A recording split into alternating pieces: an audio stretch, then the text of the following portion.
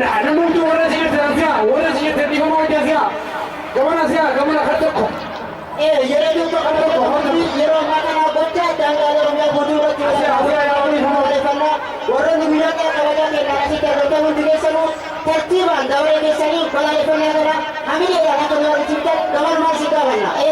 Akkasumas gabaadhaa isin jedhu. Dhaadannoo nuti irra dhageessuu qabnu gochaa naannolee Oromiyaa mara irratti raawwatamu ni balaaleffanna kan jedhudha. Egaa tasgabbiin dhaggeeffadhaa jechuudha. Gocha daangaa naannoo Oromiyaa mara irratti karaa Harargeetiin Baaleetiin kan naannoo Oromiyaa mara irratti ajjechaa ilmaan Oromoo irratti godhamaa jiru hundi keenya ni balaaleffannaa nuti uummanni Oromoo biyya Yaman. Beechi kana dukkana keessatti jechuudha uummata Oromoo keenya biyya jiru sagalee keenya akka dhagahamu.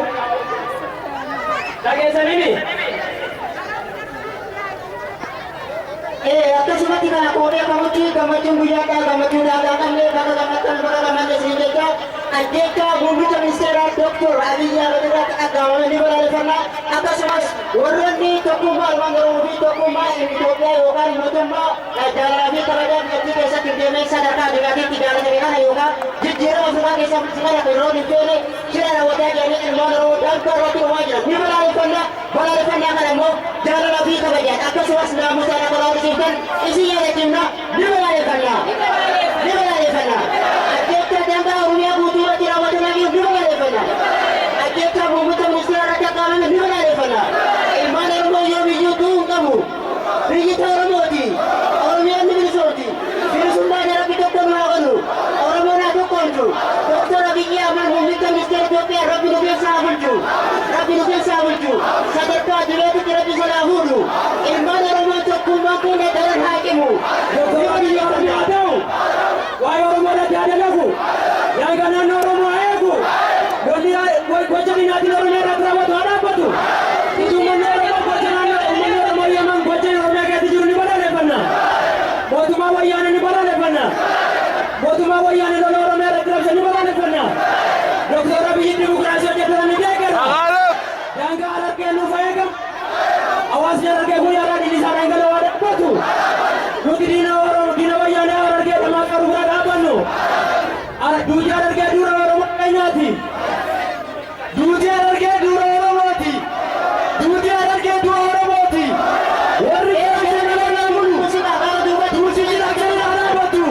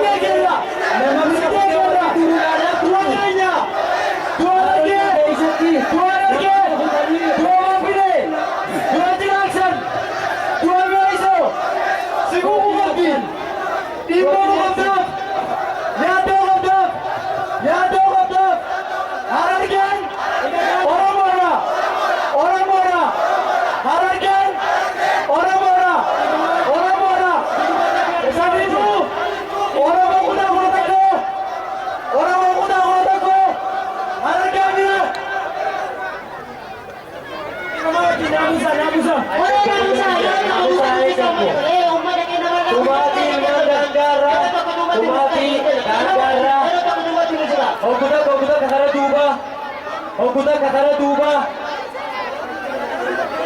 Kara duba okuta ka. Obeleje okuta kakara duba. Akkasumas balaaleffannaa guyyoodhaa. Dhaggeeffadha. Kumaati ilmaan Oromoo irratti deemaa jirtu ni balaaleffanna. Harargee irratti nama bira kutanii beeyladaa gurguran ni balaaleffanna. Duguuggaa sanyii jeenoosaayid of Oromoo duguuggaa sanyiidhaa kan ilmaan Oromoo Harargee irratti deemu jirtu. Kan ilmaan Oromoodhaa Boorana irratti deemu jirtu. Kan ilmaan Arsii Baalee irratti deemu jirtu. Lola kanaa hundaan nurra labsame.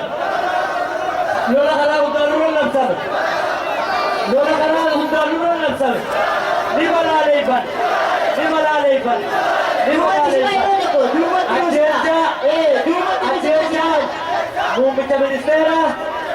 Muummicha ministeera Abiy Ahmed irratti argamatan gocha seerartoo walkeessummaa waan ta'eef gocha ta'e walkeessummaa waan ta'eef ni balaaleffan ni balaaleffan ni balaaleffan gocha humna xiqqaa Geetaachoo Asaffaatiin abdiileedhaan daangaa Oromiyaa irratti lola baname ni balaaleffan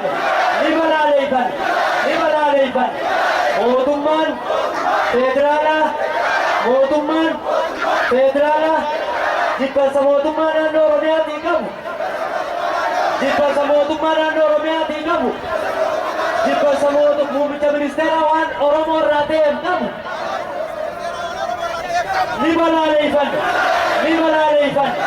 ni balaaleffan gochaalee teelaaressummaa soorarkeessummaa